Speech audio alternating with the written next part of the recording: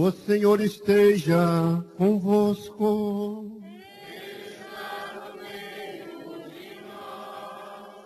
Proclamação do Evangelho de Jesus Cristo segundo Mateus.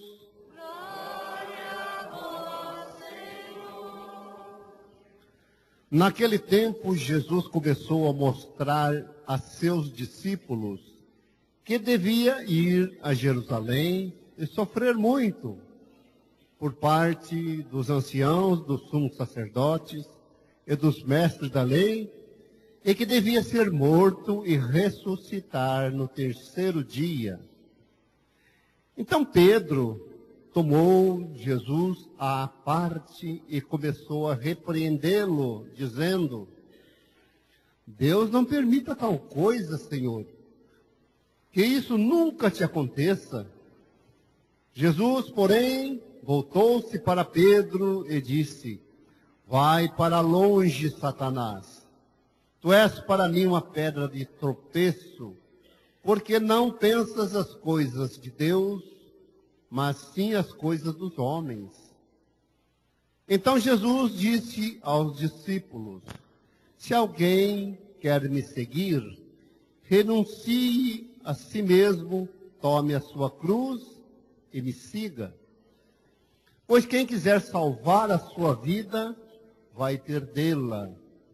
E quem perder a sua vida por causa de mim, vai encontrá-la. De fato, que adianta o homem ganhar o mundo inteiro, mas perder a sua vida? O que poderá alguém dar em troca da sua vida?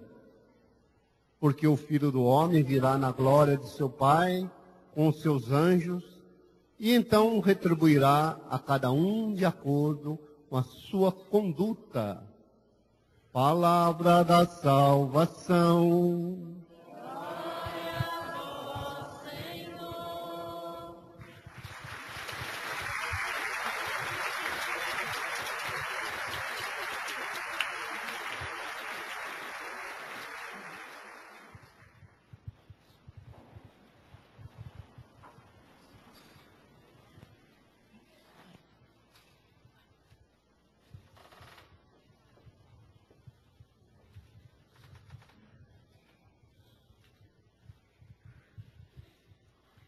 Caríssimos irmãos e irmãs, mais uma vez bom dia, neste final de inverno, início de primavera, e que esse dia do Senhor nos ilumine, lembrando hoje o dia do nosso padroeiro São Judas. Então, muitos motivos para celebrar este dia. Estamos terminando também o mês vocacional. A igreja lembra hoje o dia do catequista. Muitos de nós passamos pelas mãos dos catequistas, não só os catequistas aqui da igreja ou da comunidade, mas aquela catequese que começa onde? Começa em casa. Escutei alguém falar aí muito baixinho, né? Começa em casa.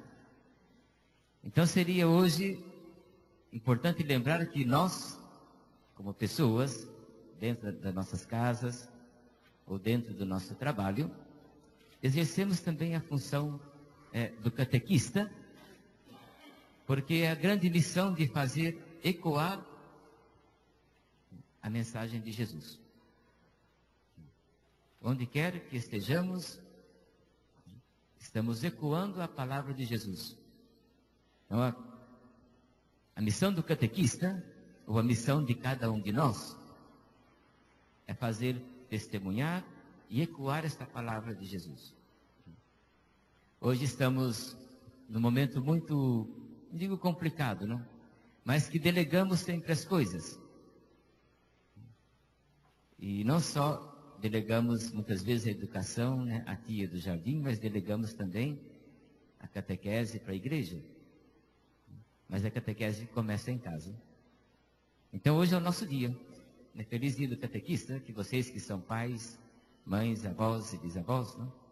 Às vezes eu escuto muito as vovós: mas o meu filho já não leva é o meu neto. Eu, escondido, ensino ele a fazer o sinal da cruz, ensino ele a fazer. E essa experiência, mais cedo ou mais tarde, fica marcado na vida da criança.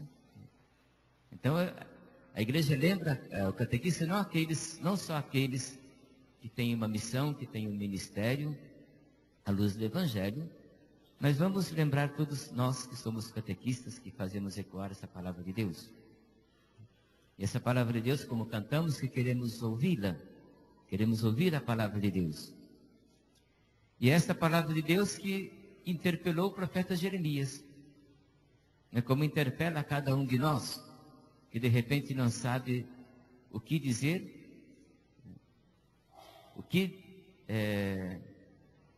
dizer, que palavra certa. Por isso que o profeta lembra, é bonito. Claro, a gente vê no sentido poético, é bonito para o profeta, quando ele diz: seduziste-me, Senhor, e deixei-me seduzir, fostes mais forte do que eu, não diz a texto, mas e tiveste mais poder. Claro, se a gente fala, é bonito ver isso aqui, seduziste-me, Senhor, eu deixei-me seduzir. Mas se a gente olha a missão que o profeta teve naquele tempo, de enfrentar, eu estava olhando ali na porta da igreja, ou na parede da igreja, ali tem aquele grande quadro, que lembra-se o caminho da história da salvação. E tem um momento ali que vocês olharem bem quase no meio, tem lá escrito exílio. E o profeta teve que falar, em nome de Deus, a um povo no exílio. A um povo complicado, a um povo que estava sofrendo. Mas também, antes disso, essa palavra que foi mais forte do que eu, que me envolveu por inteiro, fez o profeta sofrer muito. E, se não me engano, terminava assim: não, estou cansado, já não posso suportar mais. Quantas vezes o profeta certamente pensou: não, deixo tudo, eu vou para um lado e o Senhor vai para outro. Não, não posso. É muito difícil. Mas ele passou, nesta sedução que ele teve pelo Senhor, denunciando os tribunais injustos. Se o povo foi para o Egito, é porque houve falhas no governo, houve falhas do próprio povo, houve um monte de falhas. E não estamos aqui para julgar e nem condenar. Mas houve sofrimento. E isso não era impossível, não era possível ao coração de Deus ver o seu povo sofrer. Então, o sofrimento de seus compatriotas no exílio também era algo injusto. Mas o profeta, nesta sedução, ele sofre a decepção, como que ele acusa Deus, por haver mexido com ele. Quantas vezes a gente se pergunta, por que Deus permite isso? Já não quero mais saber de igreja, não quero saber de mais nada, melhor ficar no meu canto. É muito difícil. E claro, e todos nós, como catequistas, exercemos uma missão profética, que toda vocação que a gente vai ver depois no Evangelho, toda essa vocação, essa sedução que o Senhor faz conosco, faz para nós, mexe, tira do nosso ritmo de vida, é para algo mais profundo que muitas vezes nós não esperamos e às vezes não vemos claro. Porque hoje, nos dias de hoje, é tudo muito rápido. Era tudo para ontem, não para hoje. Era tudo para ontem. E Deus tem um caminho, tem um processo. E é importante entender isso. Mas nesta sedução do profeta, ele também se diz cansado. Quantas vezes nossas comunidades e nossas paróquias estão cansadas? Falta gente. Eu venho de uma experiência diferente, faz um ano, mas nos últimos anos eu morei muito lá no Acre, vocês já sabem disso. Sempre passo por aqui e falo. Então tem lugar que não tem missa. E claro que o povo procura o que é mais fácil, mais cômodo. Então daí vai por outros caminhos, buscando ouvir esta palavra do Senhor e buscando ouvir esta mensagem de esperança. Mas Jesus como Javé, né, é mais forte.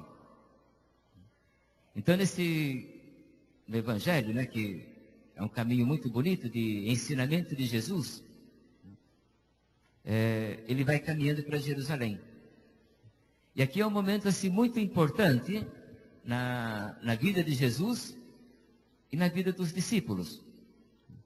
Ele vai mostrando para os discípulos, ensinando, né, e o que significa ir para Jerusalém.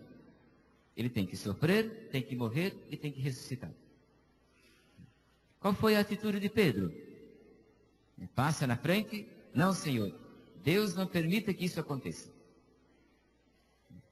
Se alguém lembra, se não me engano, do Evangelho do domingo passado, Jesus entregou as chaves para Pedro, né? Tu és Pedro, e sobre esta pedra construirei a minha igreja. Ou seja, a missão de Pedro era construir a igreja de Jesus, como pedra, né? Rocha, e não a igreja de Pedro. Mas todo o caminho com Jesus precisa entender o que Ele quer e não entender o que nós queremos. Aí vem assim o discernimento, que fala São Paulo na segunda leitura. Entender o plano de Deus. Eu gosto muito de Pedro, porque ele tem essa experiência muito existencial com Jesus. Pedro e Paulo, os dois. Mas Pedro, ele tem uma experiência muito diferente com Jesus. Porque ele quer impedir o projeto de Deus. Quem era Pedro para impedir o projeto de Deus na vida de Jesus? E Jesus chama Pedro de pedra de tropeço. Sai do meu caminho, né? Deixa eu passar, eu sei da minha missão. Por isso que depois ele fala, ele convoca os discípulos a tomar a cruz. E qual que é a missão dos discípulos? Não é andar na frente de Jesus. Como a gente diz, não é colocar o carro na frente dos bois. Então, Jesus chama de Pedro de Satanás. O que é o Satanás? Não? O que nós chamamos de inimigo. Mas o que é o inimigo? É aquele que separa, que confunde e que divide. Então Pedro estava num processo lento, muito profundo de transformação. Deixar de pensar como os homens, ou seja, deixar de pensar que Jesus viria só como um Messias político, um Messias que ia resolver as coisas de Israel, contra o Império Romano e basta. Então, fazer aquela conversão de mente e de coração para entender qual era o plano de Deus. Então Jesus ele convoca os discípulos a cada um a tomar a cruz. A cruz nos assusta, a cruz dá medo, a cruz muitas vezes é pesada. E naquele tempo, no tempo de Jesus, a cruz era sinônimo também de ser contra e ser rebelde ao imperador. Por isso que todos morriam na cruz. Era o destino dos escravos e daqueles que eram contra o Império Romano, contra o imperador, naquele tempo. Por isso que Pilatos, na Semana da Paixão, pergunta, mas tu és rei? Ou seja, o reino de Jesus é passar por este mundo, fazer o bem, deixar uma mensagem de esperança e de vida nova, ou seja, pensar como o projeto de Deus e não pensar como o projeto dos homens. É por isso que ele fala, o meu reino não é deste mundo.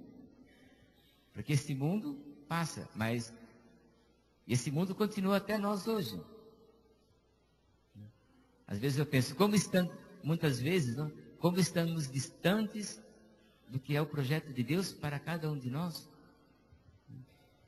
Enquanto estiver gente sofrendo, em todos os sentidos da vida, desde a doença, desde a falta de dignidade, desde quando não tiver um catequista para fazer ecoar essa palavra de esperança, Jesus continua morrendo na cruz. Então hoje, a igreja nesse mês, aqui no Brasil, celebra o mês vocacional. E seguir Jesus é pensar em cada um de nós, na nossa vocação, como igreja, como comunidade, que segue Jesus como discípula e como missionária. Não só como profeta, ou com uma dimensão profética, como nos fala a primeira leitura, não? Desta atração bonita que Jesus e que Javé nos faz, mas hoje, nessa realidade vocacional que a igreja vive, não só para ser padre. O ser padre é uma consequência de uma comunidade que reza e que faz todo seguir Jesus é uma radicalidade na vida. Então, esse gesto de Pedro, quando Jesus fala para ele, tu pensa como os homens e não pensa como Deus. Ou seja, porque Deus tem uma realidade muito maior para cada um de nós. Essa é a nossa vocação, mas precisa seguir Jesus. Então, Jesus vai ensinando os discípulos nesse caminho com a cruz, como martírio, como testemunho. Muitas vezes, claro, o que passou para a gente, não? Como imagem, é que a cruz é sempre doída, sofrida.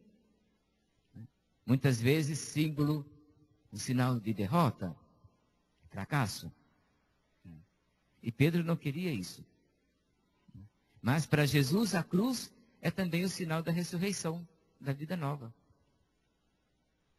E qual é a vida nova? Começar a pensar como Jesus. No Evangelho de São João é muito bonito, quando ele aparece aos discípulos, não? Que ele sopra, e como o Padre me enviou, eu também vos envio. A mesma autoridade de Jesus, ele passa para os discípulos. A mesma autoridade de Jesus passa para a igreja, essa igreja que somos nós. Então hoje, nesse dia do catequista, pensar nesta dimensão profunda da nossa vida. Começar a pensar como Jesus, como diz aquela música do Padre Zezinho, né? Vivemos na nossa juventude, não? Pensar como Jesus pensou, amar como Jesus, não, amar como Jesus amou e viver como Jesus viveu. São realidades que fazem a gente pensar. Não? Mas isso significa sofrimento, transformação. Uma outra palavra do Evangelho, não de hoje, não? É a realidade da conversão. E Pedro teve que fazer uma conversão muito grande para pensar como Jesus. Então ele teve que tomar a sua cruz, abaixar a cabeça e ir atrás de Jesus. Mas Jesus, muitas vezes no Evangelho, foi tentado. Antes de iniciar a sua vida pública, o Evangelho lembra, assim, essa tentação de Pedro, a tentação de Jesus, né? Quando Jesus foi tentado no deserto. Ele disse, afasta de mim, Satanás. Mas a mesma palavra ele disse a Pedro, afasta de mim porque você ainda não entendeu, está comigo, mas ainda não entendeu o que significa estar comigo. Vai para trás. Eu tenho a minha missão e a minha missão é ir para Jerusalém. Então vamos pedir ao Senhor no dia de hoje, pedir a São Judas, não? A oração da coleta dizia, não? Que os apóstolos São Simão e São Judas nos ajudem a acrescentar novos fiéis para a igreja. Então hoje, em muitas igrejas de São Judas, estão fazendo essa peregrinação, né, essa oração, né, para mais adeptos, para conseguir mais adeptos. Não mais adeptos, também nós. É o nosso padroeiro, é a nossa paróquia. Mas também nessa realidade vocacional. Então, parabéns aos catequistas, que têm essa missão de estar transmitindo a fé. Parabéns a cada um de nós, que aos nossos filhos, aos nossos netos, aos nossos sobrinhos, bisnetos, ensinamos a base do que significa seguir a Jesus. Com a oração, com o testemunho e com essa cruz. Não uma cruz pesada, mas é uma cruz que nos liberta de todos os males, na medida em que o nosso encontro com Jesus é sempre mais profundo. Creio em Deus Pai, Todo-Poderoso, Criador do céu e da terra, e em Jesus Cristo, seu único Filho, nosso Senhor, que foi concebido pelo poder do Espírito Santo, nasceu da Virgem Maria, padeceu sob Pôncio Pilatos, foi crucificado, morto e sepultado, desceu à mansão dos mortos, ressuscitou ao terceiro dia, subiu aos céus, sentado à direita de Deus Pai Todo-Poderoso, donde há de vir julgar os vivos e os mortos. Creio no Espírito Santo, na Santa Igreja Católica, na comunhão dos santos, na remissão dos pecados, na ressurreição da carne.